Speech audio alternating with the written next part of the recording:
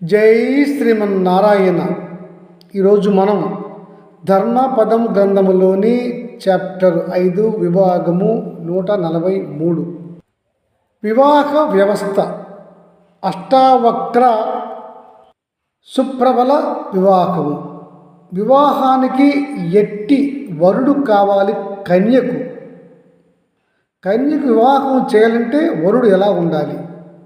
ఈ విషయాలను ధర్మరాజు అడుగుతున్నాడు భీష్మాచార్యుల వారిని. భీష్మాచార్యుల వారు చెప్తున్నారని వైశంపాయనుల వారు చెప్తున్నారు జనమేజయ మహారాజు.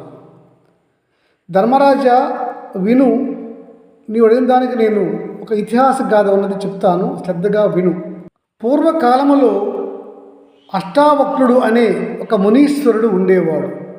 అతడు వదాన్యుడు అనే ముని ఉంటే ఆయనకి ఒక పుత్రిక ఉండేది. ఆమె పేరు సుప్రభ. ఆ సుప్రభను వివాహం చేసుకోవాలని అష్టావక్రుడు వెళ్ళి ఆ వదాన్యుడు అనే మునిని అడిగాడు. అందుకు ఆ ముని ఇలా చెప్తున్నాడు అష్టావక్రునికి: అష్టావక్ర, నేడు నా పుత్రికను నీకు ఇవ్వలేను. నేను నీకు నా పుత్రికని వివాహం చేయాలంటే నీవు ఒక పని చెయ్యాలి అని అన్నాడు. మునీశ్వర, చెప్పండి, ఏ పని నేను చేయాలి అని అడిగాడు అష్టావక్రుడు. నీవు ఉత్తర దిశకు దూరంగా వెళ్ళి రమ్ము అని అన్నాడు ఆ ముని. వదాన్యుడు అంటున్నాడు అష్టావక్రుడు, నేను ఉత్తర దిశకు వెళ్ళాలి. సరే, ఎంత దూరం వెళ్ళాలి? అక్కడ వెళ్ళి ఏం చేయాలి అని అడిగాడు అష్టావక్రుడు. అష్టావక్ర, నీవు ఉత్తర దిశకు అలా వెళ్తూ ఉండగా హిమగిరులలో శివుని కొరకు పార్వతీమాత తపస్సు చేస్తూ ఉంటుంది.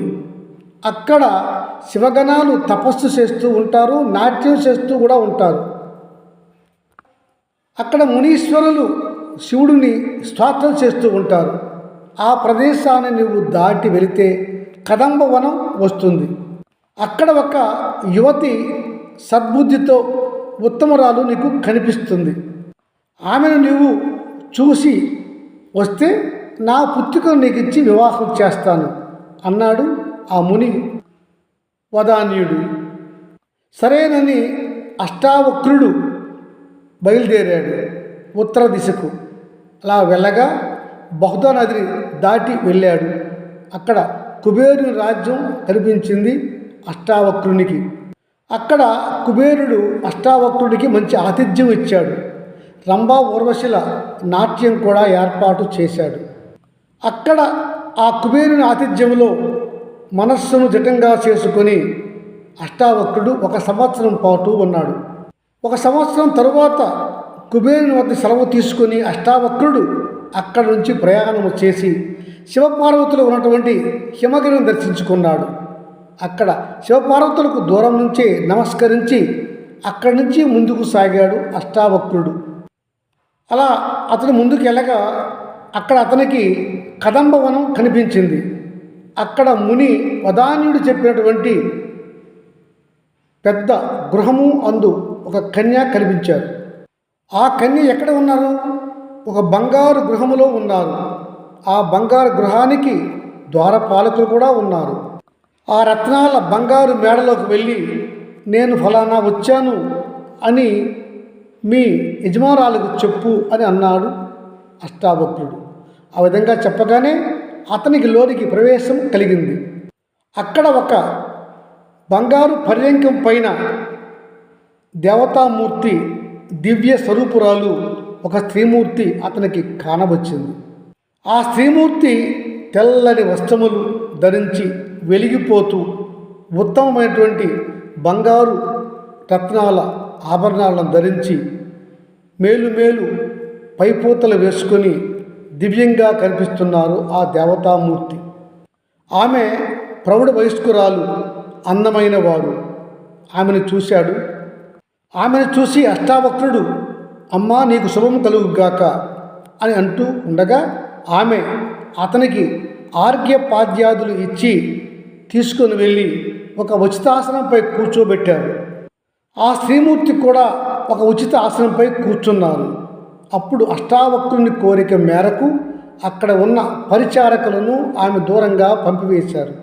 అప్పుడు అష్టావక్రుడు అది రాత్రి సమయం అవటం వల్ల ఇతర పనులు ముగించుకొని నిద్రకు వెళ్ళాడు. ఒక ఉత్తమ మంచం పైన అతడు నిద్రపోతున్నాడు. అప్పుడు అతని మంచంపైకే నిద్రపోవడానికి ఆ స్త్రీమూర్తి కూడా వచ్చారు. అలా వచ్చిన ఆ స్త్రీమూర్తి అష్టావక్రుడి పక్కనే నిద్రపోసాగింది. అలా కొంతసేపటికి ఆ స్త్రీమూర్తి అష్టావక్రుడిని గట్టిగా కౌగిలించుకొని నిద్రకు ఉపక్రమించింది. అంత అందమైన ప్రౌఢ స్త్రీ అతడిని మంచం పైన అలా పట్టుకొని కౌగిలించుకొని పడుకున్నా కూడా అష్టావక్రుడిలో ఎట్టి వికారములు కలుగలేదు. ఒక కర్ర తనకు తగిలి నిద్రపోతున్నది అని భావించాడు అష్టావక్రుడు. అలా అష్టావక్రుడు ఉండేసరికి ఆ స్త్రీమూర్తి ఇలా అంటున్నారు, అష్టావక్ర, ఏమి నేను స్త్రీని, అందమైన దానను, నీ పక్కకు వచ్చి పడున్నాను. నీవు కావాలని కోరుకుంటున్నాను.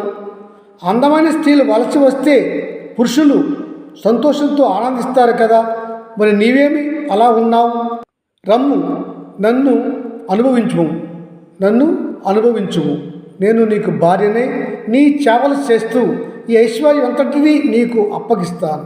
మనం సుఖంగా కాపురం ఇక్కడ చేద్దాం అని అన్నారు ఆ స్త్రీమూర్తి.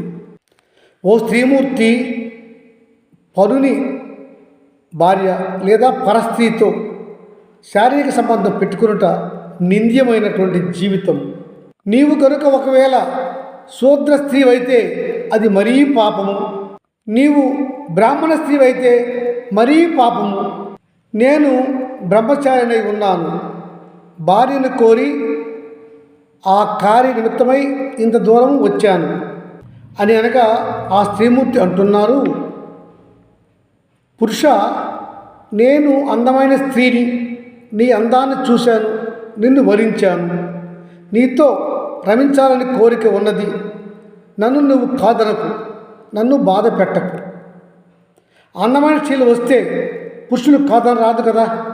స్త్రీకి ఒక పురుషుని పైన కామవాంఛ కలిగితే ఆమె వాయు వరుసలు చూడదు, వంశహానిని చూడదు. అన్నదమ్ములు తల్లిదండ్రులు కాదన్నా ఆమె లక్ష్య పెట్టదు.